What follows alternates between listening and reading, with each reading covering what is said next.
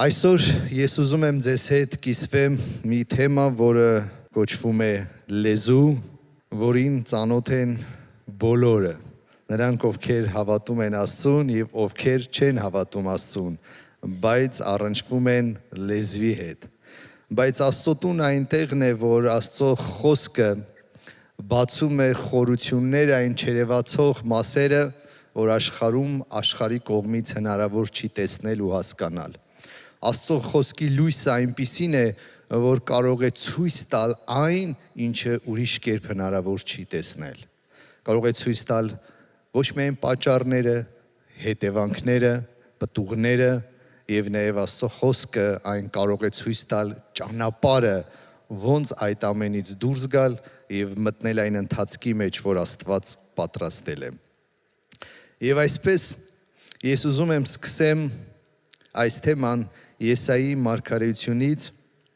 6-րդ գլխի 5-րդ խոսքից։ Բայց ես կընթերցեմ սկզբից, առաջի խոսքից։ Ոզիա թագավորի մահվան տարին Տերը տեսա, որ բարձր ու վերացած աթոռի վրա նստել էր։ Նրա քղանցքը տաճարը կլցներ։ Վերի կողմը սերովբեները կկենային նրա առջև, որոնք ամեն մեկը 6 թև ուներ։ Երկուսով երեսը կծածկեին, երկուսով ոտքերը կծածկեին եւ երկուսով կթրջեին։ Եվ փոփոխակի կաղաղակեին ու կասեին. Սուրբ, Սուրբ, Սուրբ է զորքերի Տերը։ Բոլոր երկիրը նրա փառքով լեցուն է։ Եվ աղաղակի ձայնը դրան սեմերի հիմերը շարժեց, եւ տունը ծխով լցվեցավ։ Եվ ես ասեցի.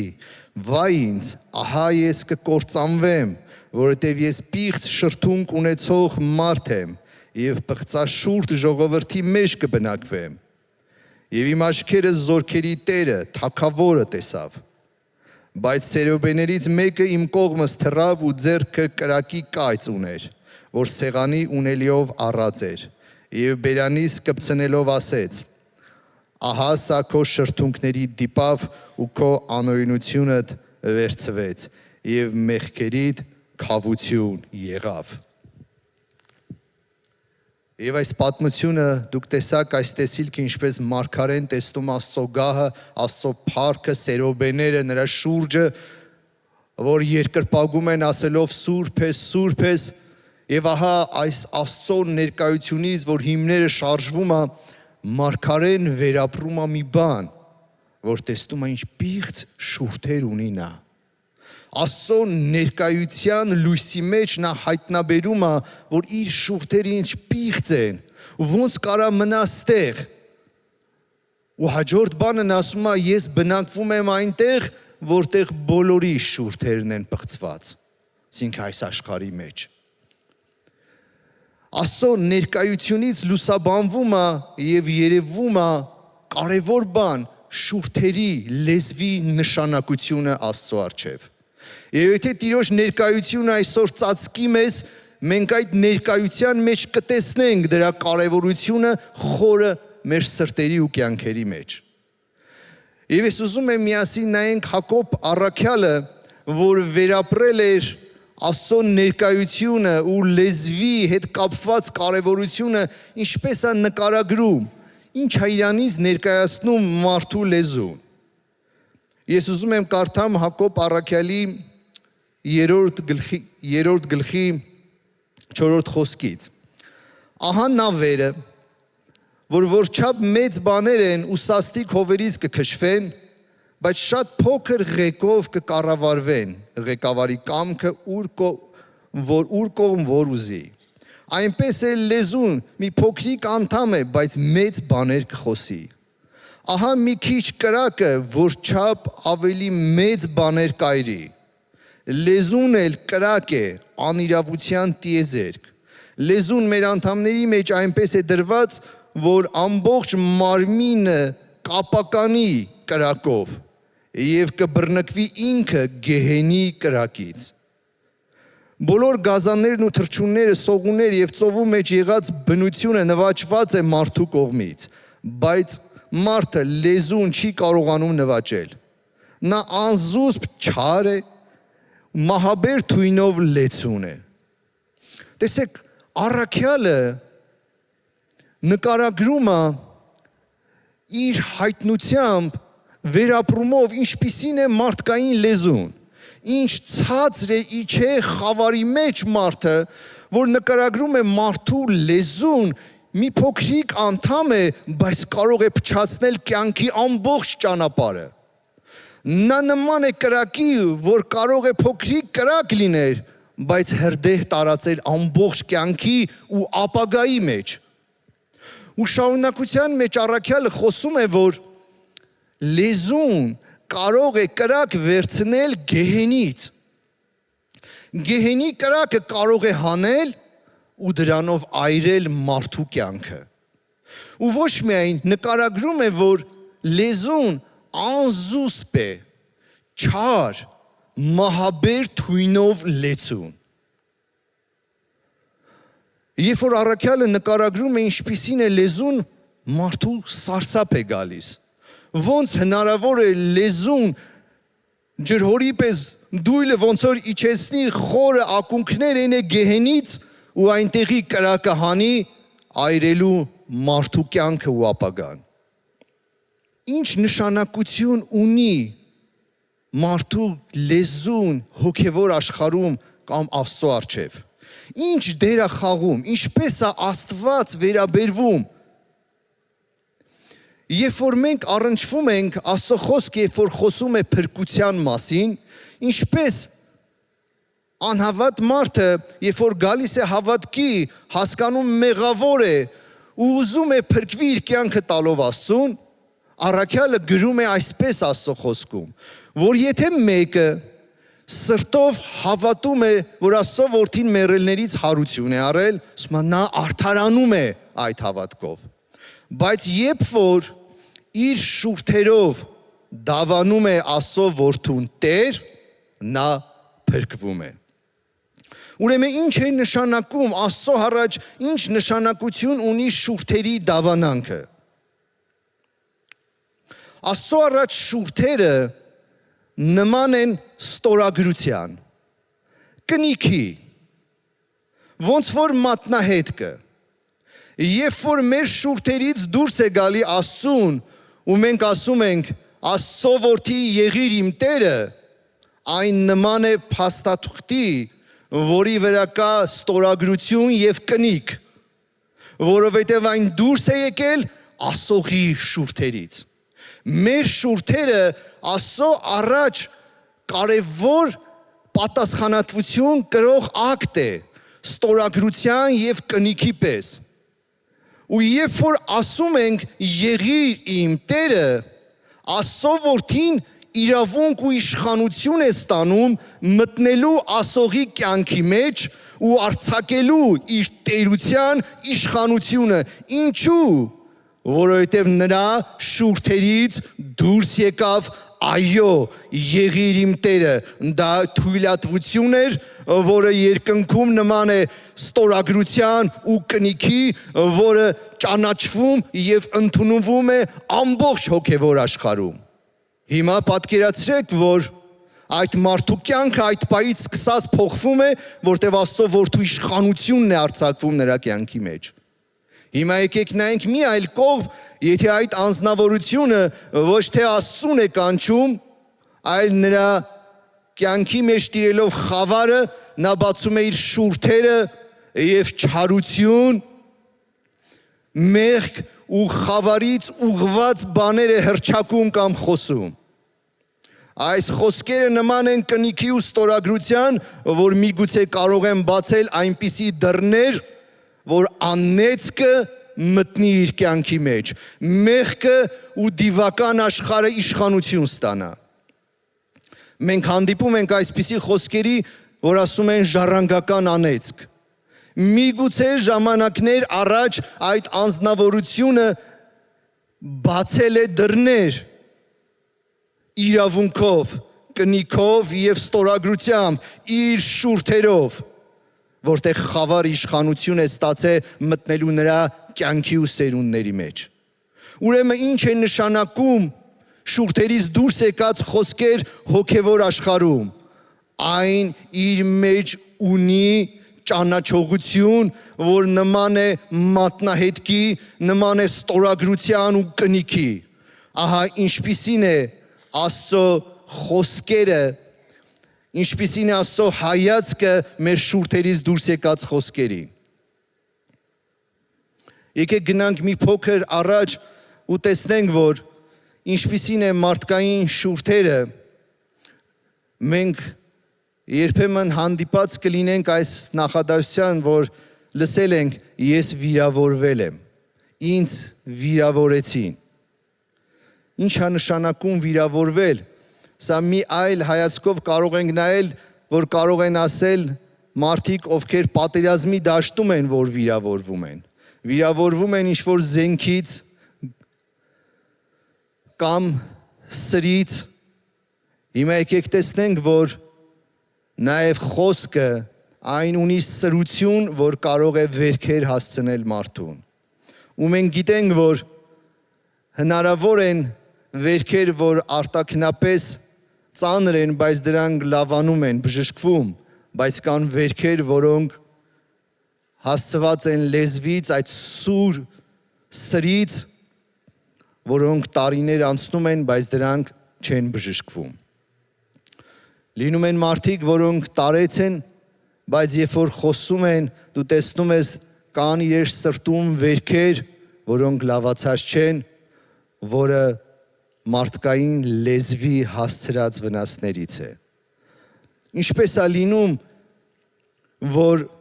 այս վերքերը կարող են առաջանալ, դրանք լինում են երբեմն ամենամոտ մարդկանցից։ Երբ որ անզգուշ կամ մտածված խոսքեր են օգտագործում, որ սրի պես կարող են կտրել,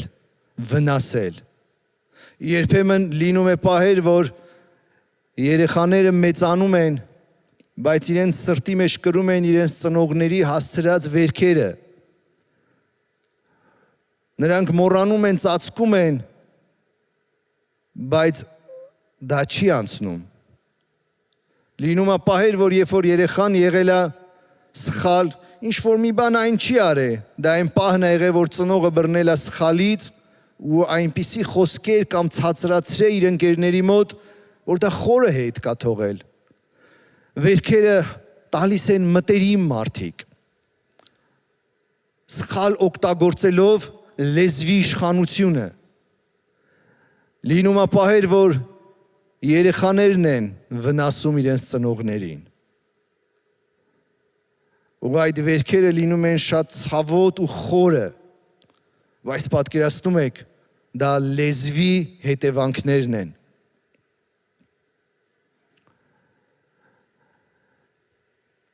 Կա այսպիսի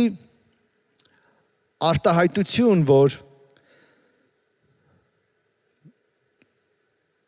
երբ որ խոսելիս ասում են ես լսել եմ եւ փոխանցում են այն, ինչը ուրիշից են լսել։ Ու երբ որ փոխանցում ես այն, ինչ որ ուրիշից ես լսել, դա ստանում է քո շուրթերից դուրս գալով նոր ուժ։ Միգուցե Հակոբը լսել է ինչ որ մեկից ինչ որ բաներ ու փոխանցում է, անձամբ չի լսել,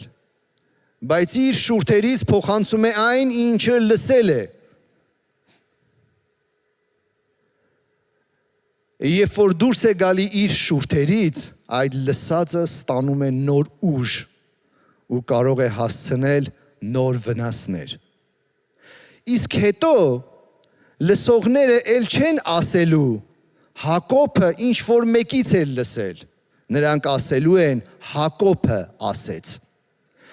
Երբ որ դու օգտագործում ես ուրիշի ասածը, բայց դա դուրս է գալիս քո շուրթերից, նա վերցնելու է նոր ուժ, դա քո կյանքի ուժն է վերցնելու, քո անվան ուժն է վերցնելու։ Ու լսողները չեն ասելու, որ նա լսել էր, ասելու էին մեր անունը, որ մենք նրանից լսեցինք։ Իսկ երբ որ դուրս է գալի մեր շուրթերից, հոգևոր աշխարհում դա կրում է մեր կնիքը, ստորագրությունը, որ այն դուրս եկավ մեր շուրթերից։ Եվ Աստծո առաջ սրանում մենք պատասխանատվություն ենք կրում այդ փոխանցած լուրը, եթե դա լինի սուտ ու թունավոր, ամբողջ դրա հետևանքների համար։ Ինչպիսին է լեզուն, այն փոքրիկ է, բայց կարող է մեծ ընթացքներ փոխել։ Այն ինչը որ մենք փոխանցում ենք, այն միգուցե մի փոքրիկ կրակի պես կլինի, բայց ապահովությունը դա մենք չենք ասում, մենք լսել ենք։ Նշանակություն չունի, այն ստանում է նոր ուժ, եւ այդ փոքրիկ կրակը կարող է մեծ հրդեհներ առաջացնել, բայց պատասխանատվությունը կընկնի մեր շուրթերի վրա։ Հաջորդ բանը, որի մասին ես ուզում եմ այսօր կիսվեմ, Հիսուսը խոսում էր պարապ խոսքի մասին։ Մատթեոսի ավետարան 12-րդ գլուխ 36-րդ խոսքը։ Ասում էր, որ դուք դատաստանի օրը պատասխան եք տալու ամեն մի պարապ խոսքի համար, որ դուրս է գալիս ձեր շուրթերից։ Տեսեք ինչպիսին է Աստծո որդու հայացքը ուղղված շուրթերին ու խոսքերին։ Ինչ է նշանակում պարապ խոսքեր, չմտածված խոսքեր, հենց այնպես արտահայտված խոսքեր,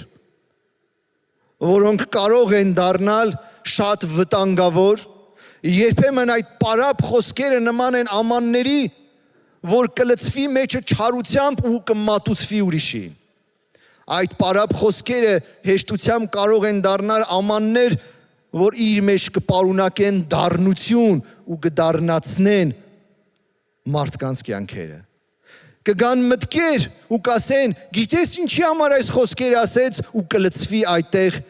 ինչ որ դու չէիր ուզում։ Պարապ խոսքեր, բայց դուրս եկած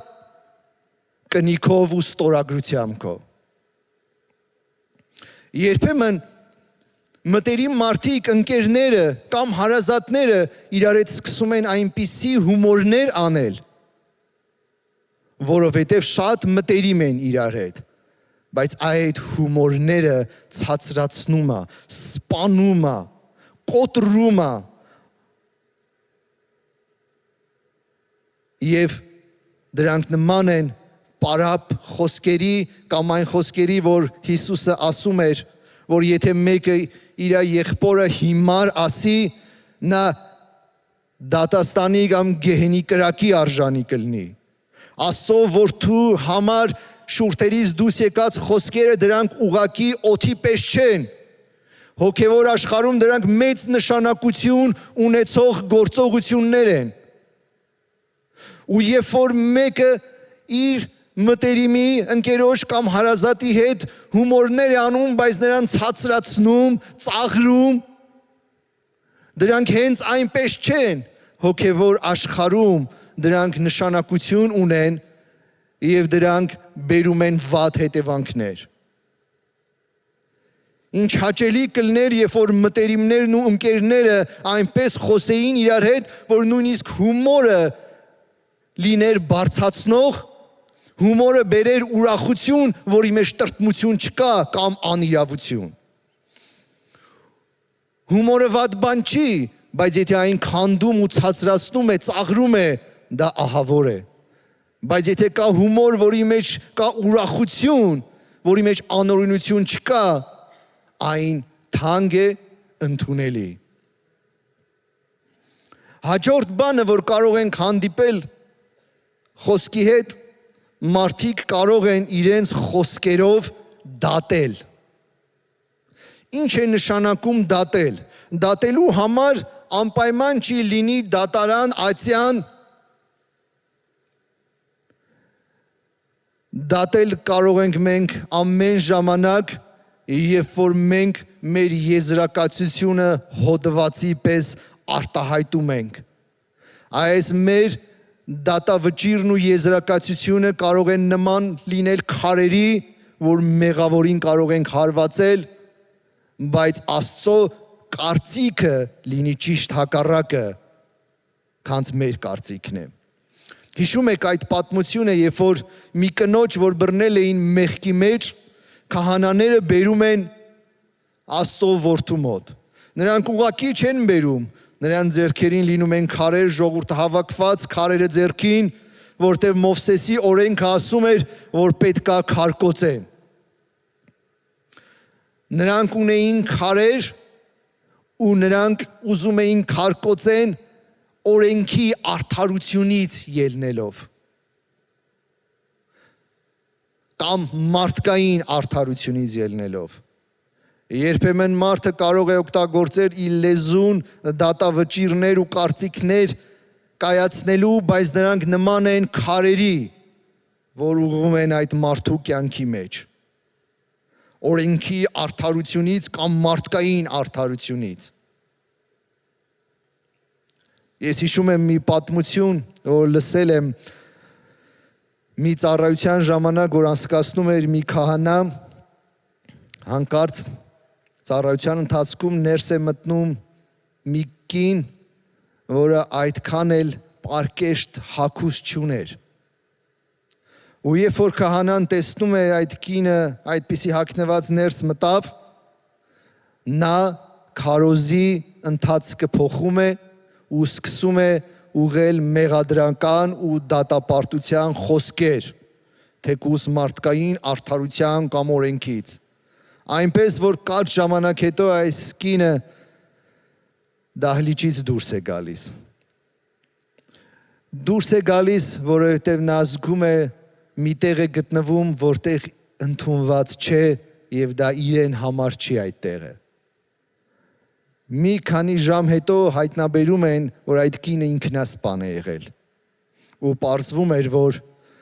այս կինը այս աշխարհի դժվարությունների միջով անցած մի այնպիսի իրավիճակի մեջ էր հայտնվել,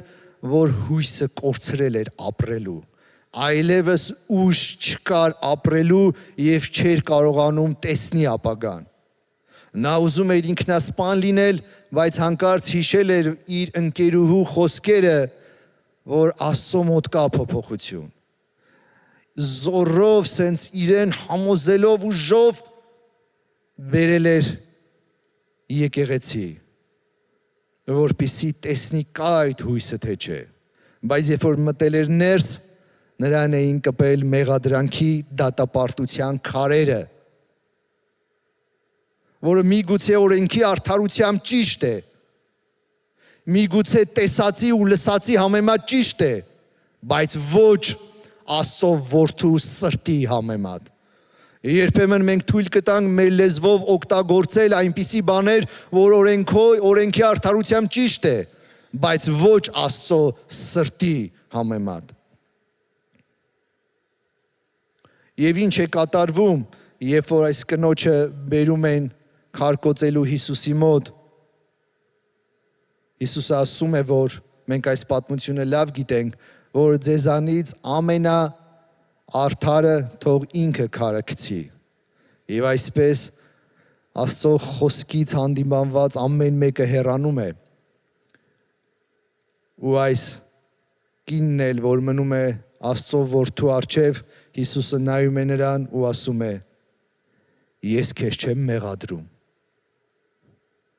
Գնա այլևս մեղք մի գործի։ Ինչ է կատարվում։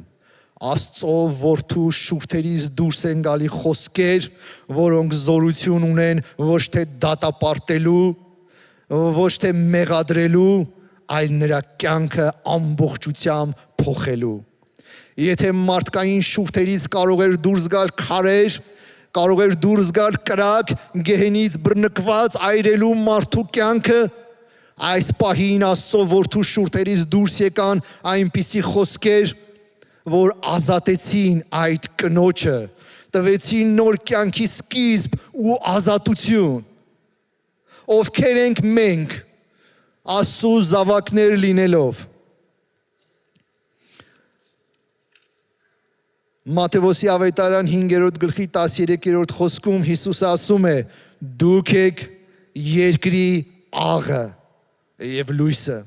Հիսուսը ասում էր ովքեր ենք մենք եւ ասում էր դուք եք երկրի աղը։ Պատկերացնում եք մենք աղ լինելով, բայց մեր ներսից ու շուրթերից անհամ բաներ դուրս գա։ Տերը երբ որ ասում էր դուք եք երկրի աղը, դա նշանակում էր, որ մեր ներսից պետքա դուրս գա այնպիսի բաներ, որ փոխի այս աշխարհը, հաղթի մեղքին ու իրավիճակներին։ Եվ ես այսօր ուզում եմ մի հարց տամ, արդյոք հնարավոր է իշխել լեզվի վրա։ Չէ որ Հակոբ առաքյալը ասում էր, որ լեզուն չար է, մահաբեր թույնով լեցուն անկառավարելի։ Արդյոք հնարավոր է կառավարել լեզուն եւ իշխել լեզուն։ Ես ուզում եմ ընթերցել նույն Հակոբ առաքյալի թղթի 3-րդ գլխի 2-րդ խոսքը, որովհետև մենք ամենքս էլ շատ հանցանքներ կանենք, եթե մեկը խոսքով հանցանք չանի, նա կատարյալ մարդ է, որ կարող է բոլոր մարմինը սանձել։ Առաքյալն ասում է, որ նա ով որ իշխում է լեզվի վրա, նա կատարյալ մարդ է։ Կատարելությունը երևում է խոսքի ու լեզվի իշխանության մեջ։ Եթե մեկը կարողանում է իշխել լեզվի վրա, ամբողջ մարմինն է իշխանության մեջ։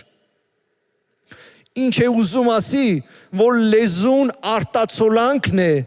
այն փոխհարաբերության, որ մենք ունենք Աստծո որդու հետ։ Այն փոխհարաբերությունը, որ մենք ունենք Աստծո որդու հետ, այն դրսևորվում է մեր խոսելիս ու մեր շուրթերից։ Եթե մենք ունենք Աստծո որդու հետ փոխհարաբերություն, որ ավելի շատ կրոնական է աստվածապաշտության կերպարանքով, միգուցե մենք օգտագործենք խոսքեր, որոնք աստվածապաշտության կերպարանք ունեն, բայց երբ որ տրովի մեր ոտքը, դուրս կգան իրական խոսքերը։ Ուրեմն ինչպես ու երբ է գալի իշխանություն լեզվի վրա, այն ժամանակ, երբ որ ընծայվում ու նվիրվում են Աստծուն։ Աստծո որդուն ընծայվելիս, ճանաչելիս, նմանվելիս, հետևանքն ու արտացոլանքը լեզվի վրա եղած իշխանությունն ու փոփոխությունն է։ Երբ որ մենք կպնում ենք Աստծո որդուն, մենք ստանում ենք լեզվի վրա իշխանություն։ Երբ որ մենք ճանաչում ու նմանվում ենք Հիսուսին, մեր լեզուն դա արտացոլում է։ Մատթեոսի ավետարանում այս խոսքերն է ասում 5-րդ գլխի 9-րդ խոսքը։ Երանի խաղաղություն անողներին, որովհետև նրանք Աստծո որդիներ կկոչվեն։ Ովքեր են Աստծո որդիները, նրանք, ովքեր ճանաչելով Հիսուսին նմանվում են նրան ու հետևանքը լինում է այն, որ նրանց շուրթերից դուրս եկածը ոչ թե քանդում է, այլ կառուցում է, ոչ թե սպանում է, այլ բժշկություն է բերում։ Բերում է մխիթարություն, այնտեղում որտեղ հույս չկա, երբ որ Աստծո զավակը մտնում է այնտեղ, նրա սրտից բխում է զորության խոսքեր, հույսի խոսքեր։ Եթե խավարի լեզուն, որ կպնում է գեհենից ու այնտեղից մահաբեր կրակ հանում, ապա Աստծո զավակի լեզուն կպնում է Աստծո սրտին, որովհետև նա կպած է Աստծուն, այդ սրտերը ձուլված են, ճանաչողություն բերում է կպնել սրտերը իրար։ Ու Աստծո զավակի սիրտը կպած լինելով Աստծո սրտին, նրա շուրթերը կարող են խոսել Աստծո սրտի կյանքի ջրերից, որ այս աշխարհը այդքան կարիք ունի։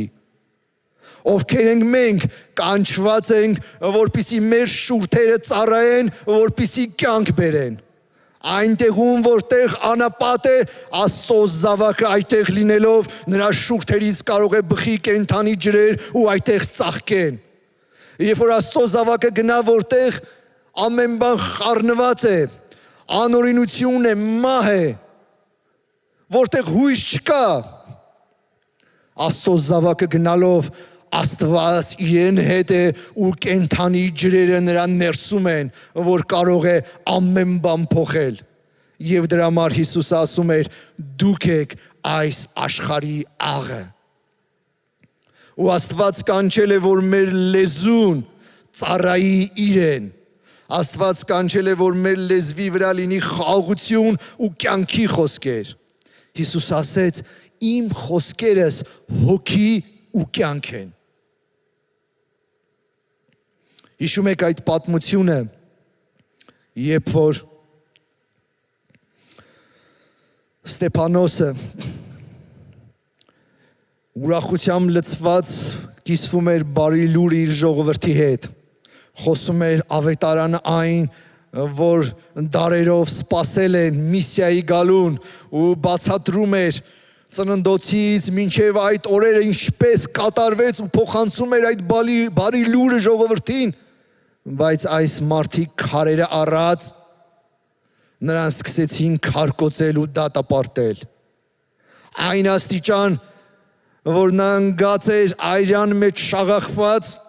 ու Աստծո խոսքը նկարագրում է, որ նա երբ որ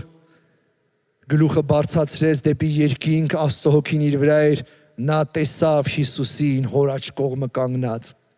Եվ Ստեփանոսի շուրթերից դուրս եկան այս խոսքերը. Տեր, ների նրանց, որտև չեն հասկանում, թե ինչ են անում։ Տեր, ների նրանց, որտև չեն հասկանում, թե ինչ են անում։ Այս խոսքերը ուներ զորություն հաղթելու աշխարհը։ Այս խոսքերը խոսում են, որ Ստեփանոս Աստծո աշակերտը վերքերի ու վիրավորանքի մեջ չէր։ Վիրավորված մարդը չէր կարող այդպիսի խոսքեր ասել։ Դա նշանակում էր իր ներսում կար կյանք ու զորություն։ Նրա շուրթերից դուրս չեկավ ատելություն, դուրս չեկավ անեծք, դուրս չեկավ դատապարտություն, այլ մի բան դուրս եկավ, որ այս աշխարհը չէր տեսել այդպիսի բան։ Նրա շուրթերից դուրս եկավ տերների, որտև չեն հասկանում ինչ են անում։ Ինչու կարողացավ այդպես ասի, որովհետև նա ճանաչում էր Աստծո որդուն, որովհետև նա մեկ էր ու նման էր Հիսուսին, իսկ լեզուն դրա արտացոլանքն ու հետևանքն է։ Ահա ովքեր ենք մենք Աստծուց կանչված։ Երբ որ Աստծո զավակը օրհնում է իրեն անիծողներին, դրա մեջ կա սարսափելի մեծ զորություն։ Երբ որ Հիսուսը ասում էր ձեզ անիծողներին օրհնեցեք, նա չէր ասում ցույց տալով մեր տկարությունը, որ գնանք հաջորդ տկարության։ Նա սովորեցնում էր, որ երբ որ քո շուրթերից դուրս է գալիս անեծքի տեղը օրհնություն, այն ավելի մեծ զորություն ունի, քան անեծքը, այն կարող է քանդել անեծքը, ոչ միայն այդ, այլ նաև փոխել անիծողի կյանքը։ Ստեփանոսի ժամանակ Պողոս առաքյալը, որ դեռ Սողոս էր, ու համաձայն այդ ամենի նրա կյանքը փոխվեց, դարձավ Պողոս առաքյալ։ Ես հիշում եմ մի պատմություն, մի ծեր մարդ գանված մահճակալին, մահը մոտ բայց չէր կարողանում մահանար, նա իր տղաներին կանչում եւ ասում է. ես խնդրում եմ, ինձ բերեք մի Աստծուն հավատացող մարդ, հավատացյալ եմ ուզում, ոչ ուղակի ձևական, իսկական հավատացյալ գտեք ինձ համար։ Նրա որդիները բերում են, ու երբ որ գալիս է այդ անձնավորությունը, այս մարդը իր բոլոր հարազատներին սենյակից դուրս է հանում եւ մնում է մենակ այդ հավատացյալի հետ։ Եվ ասում է հետևյալը, որ ասում է ես ահավոր մարդ եմ, ես ահավոր անցյալ ունեմ, պատերազմի ժամանակ ես ահավոր բաներ եմ արել, սկսած որ դավաճանել եմ ապրելու համար, բայց դա հերիք չի, ես եղել եմ ահավոր մարդասպան ու սպանել եմ հավատացյալների, ոչ միայն ուղղակի սպանել եմ, այլ նաև հետապնդե, բացահայտե որտեղ են ու սպանել։ Եվ մի անգամ, երբ որ մի հավատացյալ ընկել էր իմ ձեռքը, ես կոտրել էի նրա բոլոր ոսկորները և թողել էի միայն աջ ձեռքը, որպեսզի նա գրի, որտեղ են իր եղբայրները։ Ու նրան ասեցի, գիտես, ես կոտրել եմ քո բոլոր ոսկորները ու ինչու եմ թողել քո աջ ձեռքը, գիտես։ Նա ասեց, գիտեմ,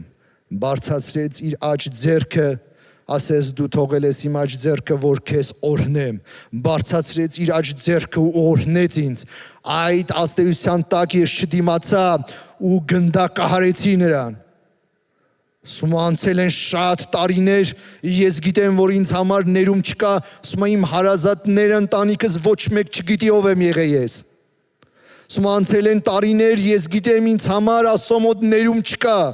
բայց մի բան իմ ներսում ինձ պահում է, մի փոքրիկ հույս ու անհասկանալի բան ինձ հանգիստ չի տալիս ու բերում է հույս,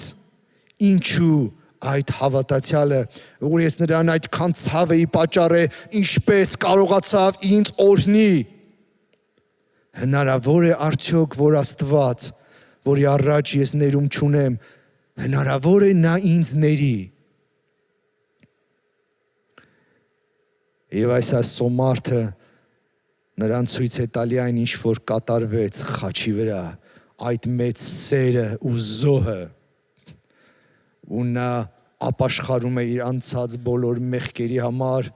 արտասվելով, պատռելով իրեն և թույլ տալի Աստծո որդին վերցնի ամեն մեղք ու մաքրի իրեն ու արդարացնի։ Ինչն էր նրան հույս տվել։ Մի հավատացյալի, որ տանջանքների ու չարչարանքների մեջ նրա շուրթերից դուրս չեկավ անեծք ու ատելություն։ Ինչպես հնարավոր է դա։ Նա ճանաչում էր Աստծո որդուն։ Աստծո որդու ճանաչողությունը բերում է իշխանություն լեզվի վրա, ոչ միայն իշխանություն, այլ նաև զորություն, որ մեր լեզուն ծառայի Աստծուն։ Մենք տեսնում ենք պատմություն Պողոսն ու Շիղան, երբ որ նրանք ավետարանը քարոզելու համար ծեծվեցին, ոչ թե մի հոգու կողմից, այլ շատ մարդկանց կողմից ծեծվեցին։ Նրանց գցեցին բանտ ու այդ վիճակում կոճղերի մեջ։ Ու այդ ծանր վերքերի ու իրավիճակի մեջ Պողոսն ու Շիղան ոչ թե սրտերը դառնացած, այլ սրտներից արձակված, շուրթերից դուրս եկած փառաբանությամբ ու գոհությամբ սկսեցին երգել։ Նրանց շուրթերից դուրս էր գալի տրտունջի տեղը գոհություն, որի մեջ կա զորություն։ Ու Աստված շարժեց բանտի պատերը, կոճղը, բոլոր կապանքները, ոչ միայն քանդվեց, այլ նաև երբ որ բանտապետը ուզում էր ինքնասպան լինել, Պողոսը թույլ չտվեց և նրան առաջնորդեց դեպի փրկության ավետարանը, որի հետևանքով ոչ միայն փրկվեց բանտապետը, այլ նրա ամբողջ տունը։ Ինչպես, որտև Աստծո զավակների ու ծառաների կյանքից, այդ իրավիճակի մեջից, նրան շուրթերից ոչ թե դուրս եկավ տրտունջ, այլ դուրս եկավ գոհություն, երկրպագություն, որը ունի զորություն Աստծո առաջ։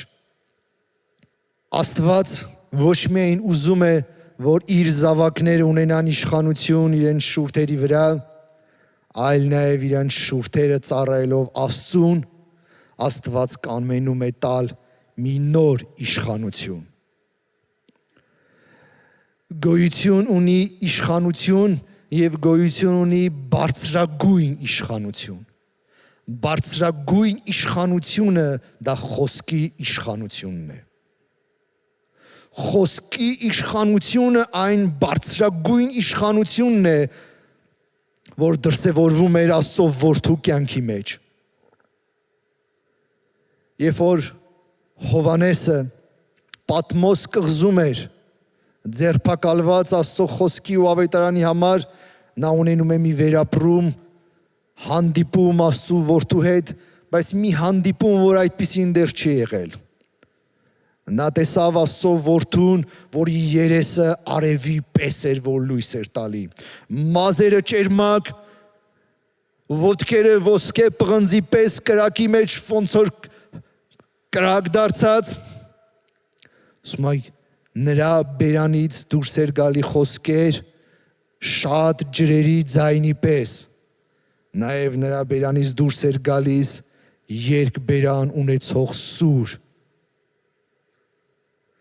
Այստեղ նա տեսնում է Աստծո որդուն, որի ձայնը շատ ջրերի պես էր, որ կարող էր կյանք ու կենդանություն բերել այնտեղ, որտեղ կյանք չկա։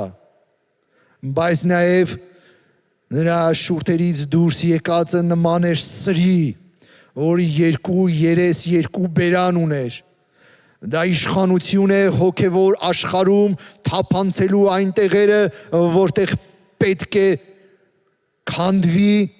ազատ արձակվի եւ չկա դրանից խուսափելու ու թաքնվելու մի տեղ։ Աստծո որդին ուներ մեծագույն խոսքի իշխանություն ամբողջ խավարի վրա։ Երբ որ անապատում փորձվում էր,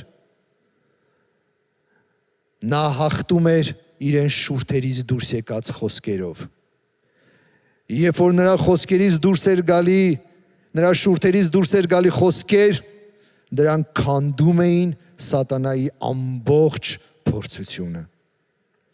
Երբ որ սատանան ունի զենքեր ու կարողություններ, այս աշխարհի ոչ մի զենք չի կարող դրա դեմ դիմակայի։ Բայց Աստծո խոսքի զորությունը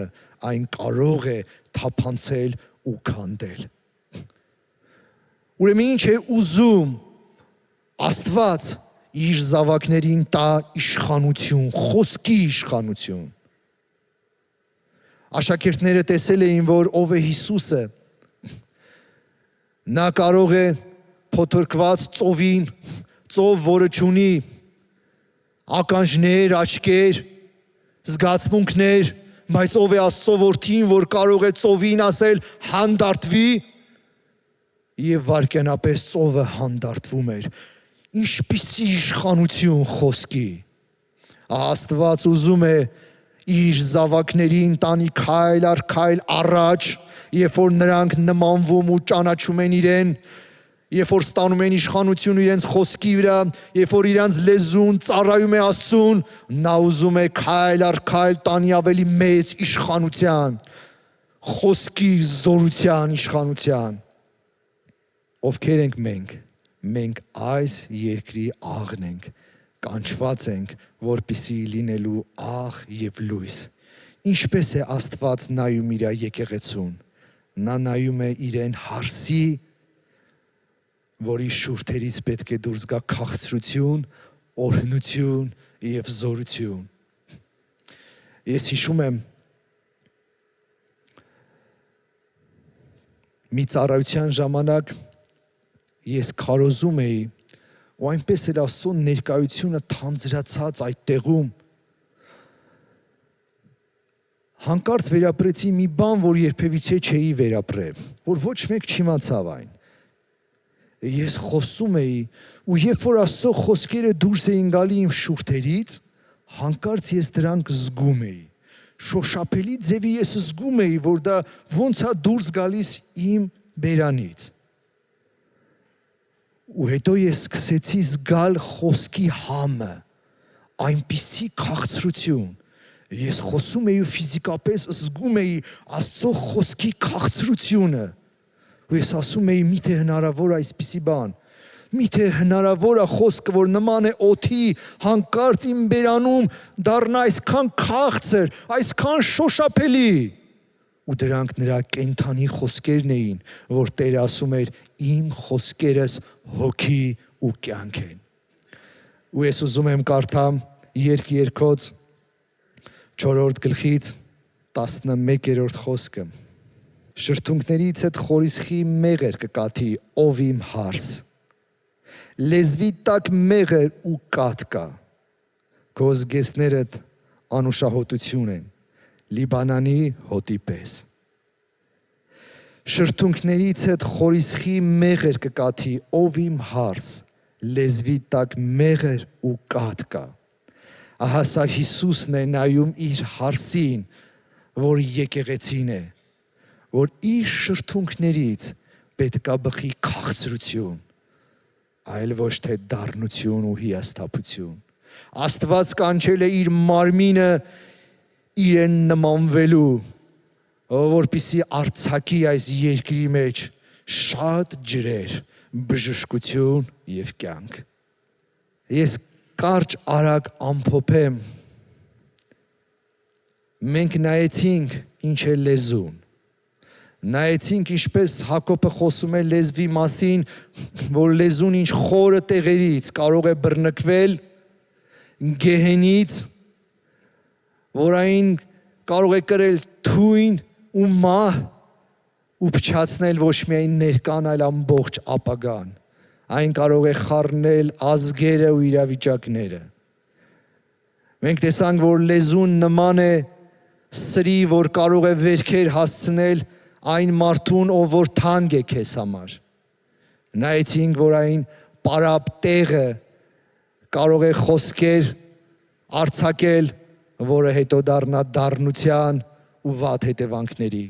Տեսանք, որ կարող են լինել ուրիշի խոսքեր, բայց երբ որ դուրս են գալի մեր շուրթերից, դրանք նոր ուժ ու զորություն են առնում։ Տեսանք, որ հոգևոր աշխարհում ու Աստծո առաջ շուրթերը դրանք մատնահետքից էլ ավելին են։ Այն նման է կնիքի ու ստորագրության, որ իրավունք է տալիս։ Իրավունք է տալիս Աստծուն Տեր լինելու, մտնելու մարդու կյանքի մեջ, բայց նաև կարող է իրավունք տալ խավարին, մեղքին, դևերին։ Մենք հասկացանք, որ որտեղից է գալիս իշխանություն լեզվի վրա, որ առաքյալը ասում է անկառավարելի է, անզուսպ։ Մենք տեսանք, որ իշխանությունը դա գալիս է Աստծու որդուն նվիրվելուց ու ընծայվելուց։ Լեզուն դա արտացոլանքն է այն իրական փոխհարաբերության, որ ունենք Աստծո որդու հետ։ Ու երբ որ մենք ճանաչում ենք Աստծո որդուն, իշխանություն է գալիս մեր լեզվի վրա, ոչ միայն իշխանություն, այլ նաև լեզուն սկսում է ծառայել ոչ թե քանդելու, այլ կառուցելու, ոչ թե ցավեցնելու, այլ բժշկելու, ոչ թե բերելու տրտմություն, այլ բերելու հույս ու ապագա։ Եթե այն լեզուն ստանում էր կրակ գեհենից, ապա Աստծո զավակի լեզուն, այն գալիս է Աստծո որդու սրտից այդ կյանքի ջրերը ու փոխանցում։ Մենք կանչված ենք լինելու աղ, խաղաղություն անողներ։ Ու Աստված պատրաստվում է տալ իր եկեղեցուն իշխանություն, խոսքի զորություն, ինչու, որտև ուզում է փոխել այս աշխարհը։ Տեր Հիսուս, մենք քոնն ենք, ու ինչպես որ քո լեզուն ծառայում էր ու հոր կամքներ կատարում, այնպես կանչել ես մեզ, որ մեր լեզուն այս երկրի վրա